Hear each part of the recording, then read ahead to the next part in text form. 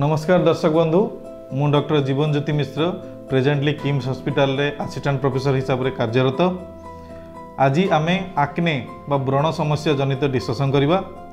देखंतु पुओ हेंतु बा झियो हुंतु प्रायतः 15 वर्ष रु 25 वर्ष बयस भितर प्राय समस्त जीवन में किसी ना किसी आक्ने बा व्रण होता है।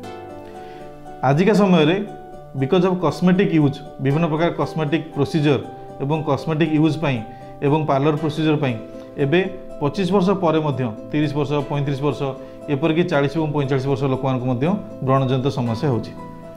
व्रण एक कॉमन बीमारी, यह गोटे पर्टिकुलर एज ग्रुप रे हुए किंतु बेले बेले व्रण परवर्ती अवस्था रे एक आक्ने स्कार हो जाए। स्कार मतलब किसी गात गात दाग रही जाए, बेले बेले एथिपाई कला दाग मध्य रही जाए। तेणु आक्ने एवं आक्ने स्कार एवं आक्ने जनित किछि पोस्ट इन्फ्लामेटरी हाइपर पिगमेंटेशन बा किछि कला दाग मध्य रही जाता है।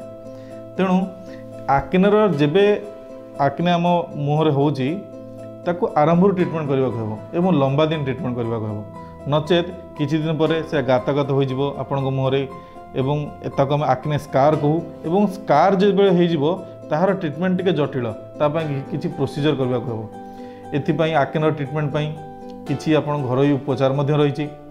आपण मानकू आमे किछि कैप्सूल देबू, किछि टैबलेट देबू, किछि क्रीम अछि लगाया पई, किछि फेस वॉश अछि, ए सबू आमे आपन को ट्रीटमेंट रे बतेबू। ता सहित आपण मानकू मिल्क एवं मिल्क रिलेटेड प्रोडक्ट चॉकलेट एवं फास्ट फूड ए सबू को कम खाइबा को हेबो एवं पानी सफिशिएंट पीबा को हेबो। रात्रि रे समय अनुसार ठीक समय रे सोइबा को हेबो। आ सहित डॉक्टर को परामर्श अनुसार ट्रीटमेंट करबा को हेबो। जेबे आक्ने परवर्ती अवस्था आक्ने स्कार हो जाए से समय आम किसी प्रोसीजर अच्छी जेपरि कि डर्मा रोलर, आक्ने स्कार रिविजन पाई किसी सर्जरी अच्छी एवं स्किन पिलिंग ये सब प्रोसीजर मध्य आजिकली अवेलेबल अच्छी। ए सहित किसी सेरम एवं सनस्क्रीन ये सब मध्य आक्ने जनित कला दाग लिभाई आजिकली आमे प्रेस्क्राइब करुचु एवं यह द्वारा किसी परिमाण रे कला दाग एवं किसी परिमाण रे स्कार मध्य ठीक हो जाउची। एथि सहित आपन को जदि आक्ने रहुची केबे व्यस्त होबार नहीं। बेले बेले यह जनित साइकियाट्रिक इश्यूज मध्य यंग जनरेशन में देखा जाउची।